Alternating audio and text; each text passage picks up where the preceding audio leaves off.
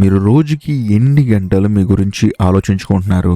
పోనీ అసలు మీ గురించి మీరు ఎప్పుడైనా ఆలోచించారా? లేదు కదా. మీరు బ్రతుకుతోంది మీ జీవితం కాదు, పక్కనోడి కళ్ళల్లో మీ ఇమేజ్ ఎలా ఉందో చూసుకుంటూ బ్రతికే ఒక బానిస జీవితం. ఇప్పుడు సడన్ గా మార్కెట్లోకి పలానా ఉద్యోగం గొప్ప ఉద్యోగం అని చెప్పేసి వచ్చేసింది అనుకోండి ఒక టాకు, అందరూ అదే ఉద్యోగం చేయాలనుకుంటారు. పోనీ ఇంత సంపాదించిన వాడే నిజమైన సక్సెస్ఫుల్ పర్సన్ అని చెప్పేసి అన్నారనుకోండి, అందరూ అంత సంపాదించడానికి ట్రై చేస్తూ ఉంటారు.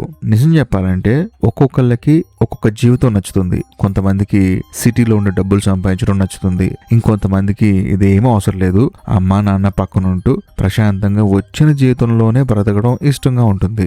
కానీ సమాజం ఏం చేస్తుంది? చిచి అలా కాదు, మనుషులన్నాక ఇలా బ్రతకాలి అని చెప్పేసి వాళ్ళు మన మీద కొన్ని రుద్దేస్తూ ఉంటారు. ఆ తర్వాత మన జీవితంలో కూడా అవతల వాళ్ళకి నచ్చినట్లు మనం బ్రతకడం స్టార్ట్ చేస్తాం.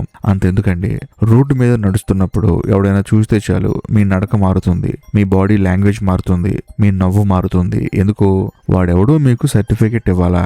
ఒక చిన్న లైక్ వస్తే పండగ చేసుకుంటాం, ఒక నెగిటివ్ కామెంట్ వస్తే డిప్రెషన్ లోకి వెళ్ళిపోతాం. మీ సంతోషాన్ని అవతలి వాళ్ళలో చూసుకోవడం అంటే ఇదే. రమణ మహర్షి గారు ఒక అద్భుతమైన మాట అన్నారు. నువ్వు ఎవరివో నువ్వు తెలుసుకోకుండా ప్రపంచం నిన్ను ఏమనుకుంటుందో అని ఆరాటపడటం నీ నీడని పట్టుకోవడం కోసం నువ్వు పరిగెత్తడం లాంటిది అని. కానీ మీరు ఏం చేస్తున్నారు? మీరు వేసుకున్న ముసుగును చూసి అదే నేను అనుకుంటున్నారు. ఆఫీసులో ఒక ముసుగు, ఇంట్లో ఒక ముసుగు, సోషల్ మీడియాలో ఇంకొక ముసుగు. అంటే నా ఉద్దేశం ఏంటంటే, సోషల్ మీడియాలో మనం సంతోషంగా ఉన్న ఫొటోస్ మాత్రమే పోస్ట్ చేస్తాము, మనం సంతోషంగా ఉన్న వీడియోస్ మాత్రమే పోస్ట్ చేస్తాము. దాంతో సోషల్ మీడియాలో చూసే వాళ్ళందరూ ఏమనుకుంటారు? వీడు చాలా హ్యాపీగా ఉన్నాడని చెప్పేసి అనుకుంటారు కదా. అందుకని అన్నాను. కాకపోతే చివరికి ఆ ముసుగుల కింద మీ అసలు ముఖం ఏంటో మీకే గుర్తునట్లేదు. మిమ్మల్ని మీరు పూర్తిగా మర్చిపోతున్నారు. ఇంకా క్లియర్ గా చెప్పాలంటే మీ శవం మాత్రమే ఈ భూమి మీద తిరుగుతుంది, మీ ఆత్మ ఎప్పుడో చచ్చిపోయింది. అది కూడా ఈ సమాజం మీ మీద రుద్దిన కొన్ని రూల్స్ వల్ల. పక్కనోడితో పోల్చుకోవడం అనే ఒక పెద్ద క్యాన్సర్ మిమ్మల్ని నాశనం చేస్తుంది. వాడు కారు కొన్నాడు, వాడు ఇల్లు కొన్నాడు, వాడు నాకంటే ముందెళ్ళిపోయాడు, ఇలాగ ప్రతి దాంట్లో మీరు అవతల వాడితో పోల్చుకొని మిమ్మల్ని మీరు చంపేసుకుంటున్నారు. భగవంతుడు మనల్ని క్రియేట్ చేసింది మనలా బ్రతకడానికి. వాడు కారు కొంటే మనం కారు కొనాల్సిన సమయం వచ్చినప్పుడు కొనాలి, వాడు ఇల్లు కొంటే మనం ఇల్లు కొనేంత వనరులు సమకూరినప్పుడు కొనాలి. అంతేగాని వాడు ఇప్పుడు కొన్నాడు కదా అని చెప్పేసి ఇమ్మీడియట్లీ కొనాలంటే ఎలాగా? కుదరదు కదా. అందులోనూ వాడు ఎన్ని ఇబ్బందులు పడుతూ కారు కొన్నాడో, వాడు ఎన్ని ఇబ్బందులు పడుతూ ఇల్లు కొన్నాడో ఎవరికి తెలుసు?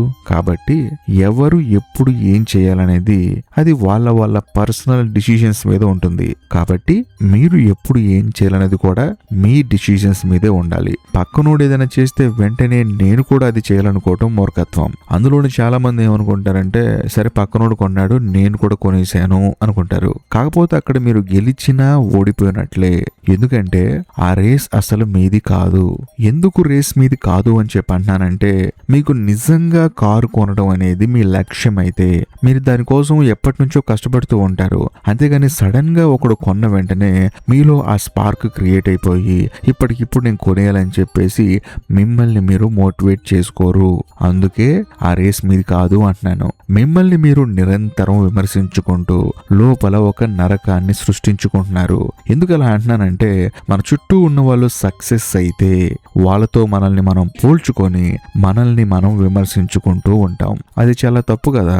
మన చుట్టూ సక్సెస్ అయిన వాళ్ళు ఉంటారు, అందులోనూ కాలం కలిసి రాక ఒక 2-3 అడుగులు కిందకి దిగిన వాళ్ళు కూడా ఉంటారు. పోనీ కింద పడిపోయిన వాళ్ళ గురించి మనకెందుకు, సక్సెస్ అయిన వాళ్ళే కదా మనకి ఇంపార్టెంట్ అని చెప్పేసి మీరు అనొచ్చు. కానీ ఈ రోజు వాళ్ళు సక్సెస్ అవడానికి ఎన్ని సంవత్సరాల నుంచి కష్టపడుతున్నారో మీకు తెలియదు కదా. అలాంటప్పుడు మీరు ఇమీడియట్ గా నేను కూడా అతనిలా సక్సెస్ అవ్వాలి అనుకోవటం నిజంగా మూర్ఖత్వమే. అసలు ఈ జబ్బు మీ బుర్రలోకి ఎలా వచ్చిందో తెలుసా?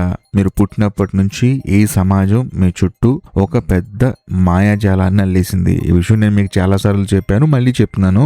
స్కూల్ కి వెళ్తే పక్కనోడితో కంపేర్ చేశారు, కాలేజీకి వస్తే ర్యాంకులతో కొలిచారు, ఉద్యోగానికి వస్తే జీతంతో విలువనిస్తారు. చివరికి ఏమైంది? పక్కనోడు మిమ్మల్ని మెచ్చుకుంటేనే మీరు బ్రతికినట్లు, లేకపోతే మీరు శవంతో సమానమనే భ్రమలో పడిపోయారు.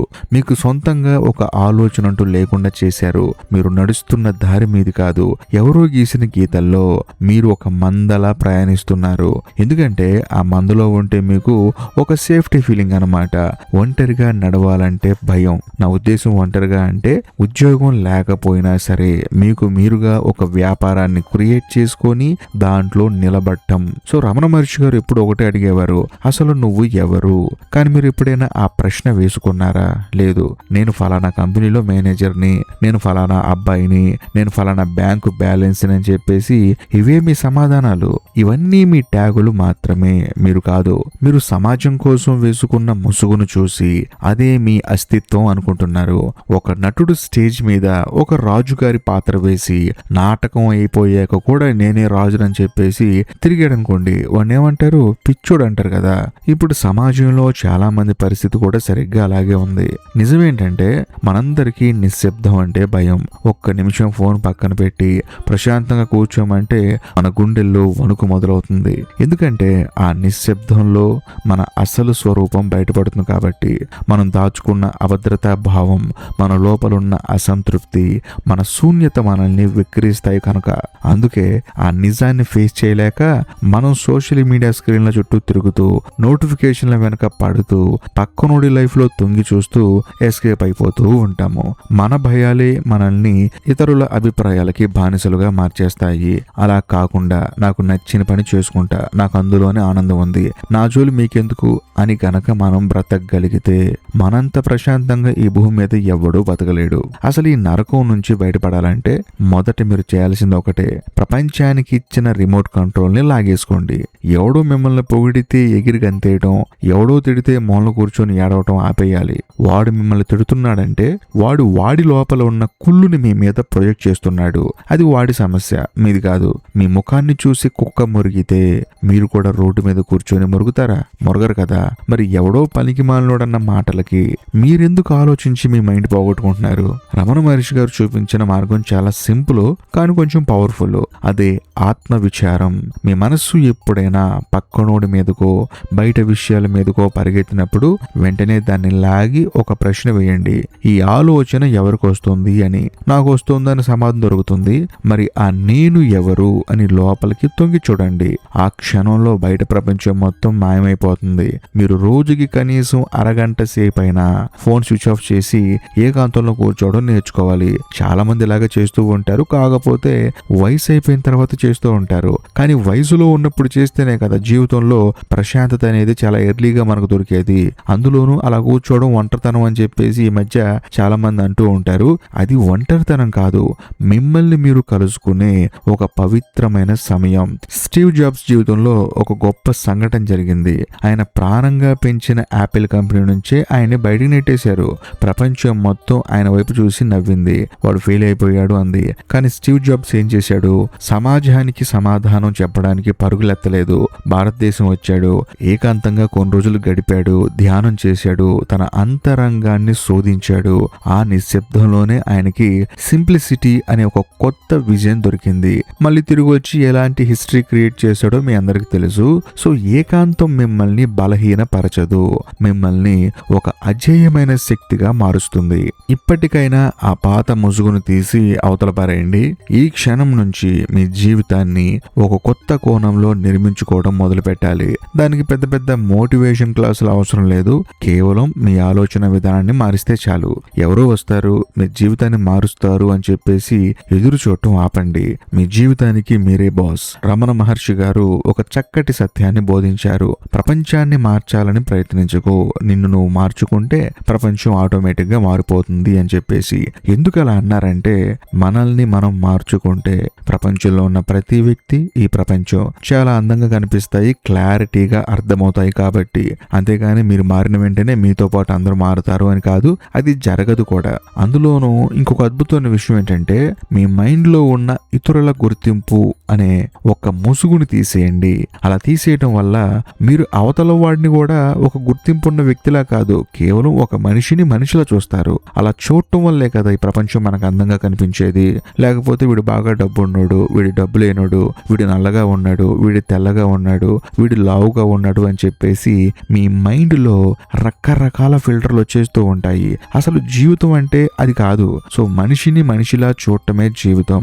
అలా చూసినప్పుడే మీకు ఈ జీవితం జీవితం అందంగా కనిపిస్తుంది.